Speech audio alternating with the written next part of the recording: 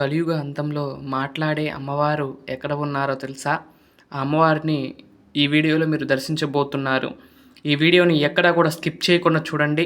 అమ్మవారు ఎలా వచ్చారు, ఏంటి అవన్నీ కూడా ఫుల్ డీటెయిల్స్ ఇస్తారు. ఏ ఊరు అనేది కూడా ఇస్తాను. ఈ యొక్క ఆలయం వచ్చేసరికి అవినిగడ్డ దగ్గర ఉన్న కోడూరుకు దగ్గరలో ఉన్న విశ్వనాథపల్లి అనే గ్రామంలో అమ్మవారు వేంచేసి ఉన్నారు. అమ్మవారి పేరు అద్దంకి నాంచారి అమ్మవారిగా ఇక్కడ పూజలు అందుకుంటూ ఉన్నారు. అయితే ఈ అమ్మవారు కొన్ని శతాబ్దాల క్రితం ఈ యొక్క ఊరిలో కరువు వచ్చింది. కరువు రావటం వల్ల పంటలు పండక పశువులకు దానా కూడా లేకపోతే అద్దంకి అనే గ్రామానికి వెళ్ళటం జరిగింది.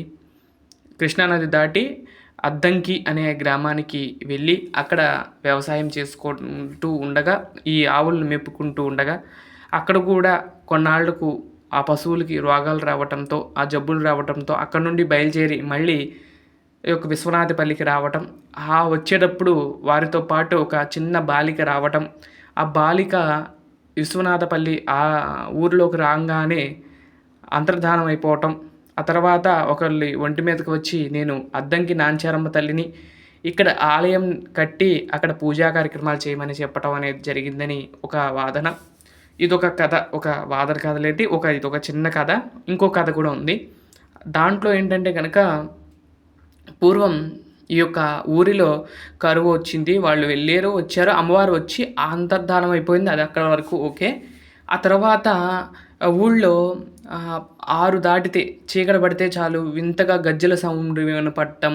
అలాగే ఊళ్ళో 6:30 ఆ సమయం అవ్వంగానే అందరూ పడుకునేవాళ్ళంట. అంటే గజ్జెల సౌండు, ఒక వింతమైన సౌండ్స్ వచ్చాయట ఈ కృష్ణానది తీరంలో.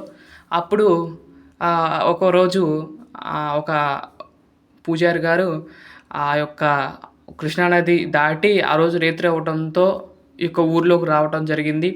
ఊర్లో ఒక చెట్టు కింద నిద్రిస్తున్న సమయంలో ఆ రోజు కూడా అమ్మవారు అలా తిరగటం, అలాగే ఊళ్ళో ఏమనుకున్నారంటే అదొక దుష్ట శక్తిగా అనుకున్నారు. అమ్మవారి శక్తిగా అనుకోలేదు. ఎందుకంటే వారికి తెలియదు కదండి, గజ్జల సౌండ్ వినపడుతున్నాయి, అవి వినపడుతున్నాయి అంటే వాళ్ళకు కూడా చాలా భయపడ్డారు. ఆ తర్వాత కొన్నాళ్లకు అలా అలా ఆయన నిద్రిస్తున్న సమయంలో ఆయనకు కూడా అలా అనిపించటం, ఆ రోజు ఆయన ఆ దివ్య దృష్టితో చూసి ఇక్కడ సామాన్య అమ్మవారు కాదు, ఇక్కడ అమ్మవారు ఉన్నారు, మీ గ్రామాన్ని కాపాడుతుంది ఆ అమ్మవారే అన్నట్లు చెప్పి ఆ తర్వాత ఆయన కూడా వెళ్ళిపోయారు. తర్వాత ఒకరోజు ఒకరి వంటి మీదకి వచ్చి అమ్మవారు, నేను సాక్షాత్తు అద్దంకి నాంచారమ్మ తల్లిని, నేను ఈ కృష్ణానదిలో వస్తూ ఉన్నాను, ఇక్కడికి మీ గ్రామానికి కూడా వస్తాను, ఒక గంధపు చెక్క రూపంలో విగ్రహ రూపంలో నేను వస్తాను, నన్ను ఆలయంలో పెట్టి పూజ చేయమని చెప్పి అమ్మవారు కోరిందంట. అలానే అమ్మవారు చెప్పినట్లుగా ఒక గంధపు విగ్రహం వచ్చింది ఆ కృష్ణానదిలో. రావటంతో ఆ నదిలో నుండి తీసుకువచ్చి అమ్మవారిని ఇక్కడ ఆలయంగా కట్టి ప్రతిష్ఠ చేసి పూజా కార్యక్రమాలు అయితే నిర్వర్తించడం జరిగింది. ఆ తర్వాత నుండి కూడా వేలాది మంది భక్తులు అమ్మవారి దర్శనం కోసం వస్తూ ఉంటారు. చాలా విశేషంగా తిరునాళ్ళు అయితే జరుగుతూ ఉంటాయి. అసలు తిరునాళ్ళు ఎలా జరుగుతాయి అంటే కనుక అసలు ఇసుకిస్తే రాలరు అనే జనం అంతమంది వస్తారు. అయితే ఆ రోజు నుండి కూడా తిరునాళ్ళు చేస్తారు.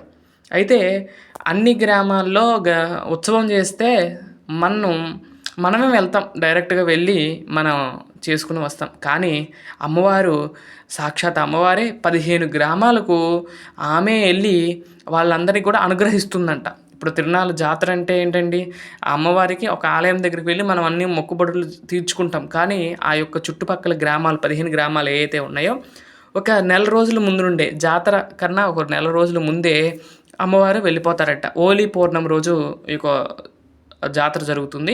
దానికన్నా ముందు ఒక 30 రోజుల ముందే అమ్మవారు గ్రామోత్సవానికి బయలుదేరి ప్రతి ఇంటికి కర్నార్ గారి ఇంటికి కానీ, బ్రాహ్మిన్స్ కానీ అందరి ఇళ్ళకి వెళ్ళి అమ్మవారు ఆ యొక్క 15 గ్రామాలన్నిటిలో కూడా తిరిగి ఆ 30 రోజుల పాటు వారి యొక్క సేవలన్నీ కూడా అందుకుని ఆ పౌర్ణమి ముందు రోజు సాయంత్రం అమ్మవారు ఆలయ ప్రవేశం చేస్తారు. ఆ పౌర్ణమి రోజు యథావిధిగా అమ్మవారికి తిరునాళ్ళు, జాతర చేస్తూ ఉంటారు. ఇక్కడికి సంతానం లేని వారు కానీ అలాంటి వారు వచ్చినా కూడా సంతానం ఇస్తుంది అమ్మవారు. అయితే ఈ గంధపు చెక్క అంటే మూలమూర్తిని తీసుకురారు, గంధపు చెక్క రూపంలో ఉన్నారు చూడండి, ఆ అమ్మవారు ప్రతి ఇంటికి వెళ్తుంది. విడి రోజుల్లో అమ్మవారిని చూసే అవకాశం మనకి లభించదు. కేవలం ఆ యొక్క తిరునాళ్ళ రోజు, ఆ 30 రోజుల ముందు మాత్రమే అమ్మవారు సంచారం అప్పుడు మాత్రమే అమ్మవారి పెట్టెలో ఉన్న అమ్మవారి యొక్క దర్శనం అయితే ఉంటుంది. మిగతా రోజుల్లో మాత్రం అమ్మవారి పెద్ద విగ్రహ స్వరూపంలోనే మనకు దర్శనం ఇస్తూ ఉంటుంది. మీరు కూడా ఇప్పుడు లోపల చూడబోతున్నారు. మరికొద్ది క్షణాల్లో అమ్మవారి యొక్క దర్శనం చేసుకోబోతున్నారు. చక్కని తల్లి ఎంత సుందరంగా ఉంటుందో, అలాగే ఈరోజు మేము వెళుతూ అమ్మవారికి ప్రతి సంవత్సరం కూడా చీర సార సమర్పించడం అనేది జరుగుతూ ఉన్నది.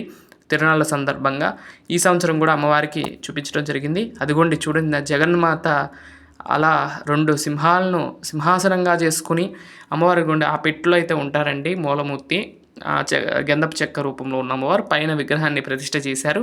ఆ చక్కని తల్లి ఆ విధంగా ఆ గర్భాలయంలో వేంచేసి ఉన్నారు. వీడియోలు తీయలేదు, కాకపోతే నేను చిన్న బిట్ కోసం మీ అందరూ కూడా చూస్తారు అమ్మవారిని అన్నట్లుగా నేను చేశాను. చక్కని తల్లి అండి, ఎంత కళ్ళు పెద్దగా ఉండి చాలా సుందరంగా ఉంటుందండి. ఎన్నిసార్లు చూసిన అమ్మవారి యొక్క అమ్మవారి రూపం ఎంతో బాగుంటుంది. చాలా బాగుంటుంది అమ్మవారు పెద్ద విగ్రహం కూడా.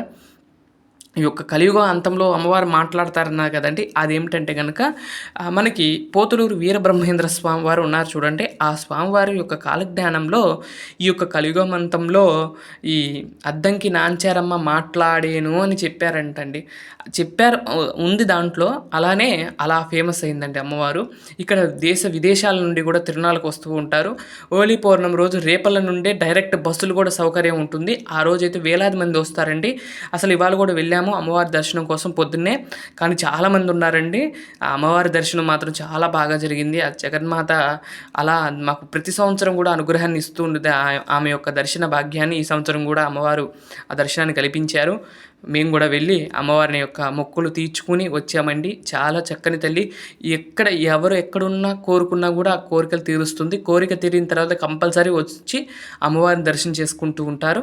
అసలు చూడండి, ఇంత క్యూ లైన్ ఇవన్నీ కూడా ఏర్పాట్లు చూస్తే మీకు అర్థమైపోయి ఉంటుంది. ఎంతమంది వస్తారు, ఎన్ని వేల మంది వస్తారు అనేది మీకు అర్థమైపోయింది.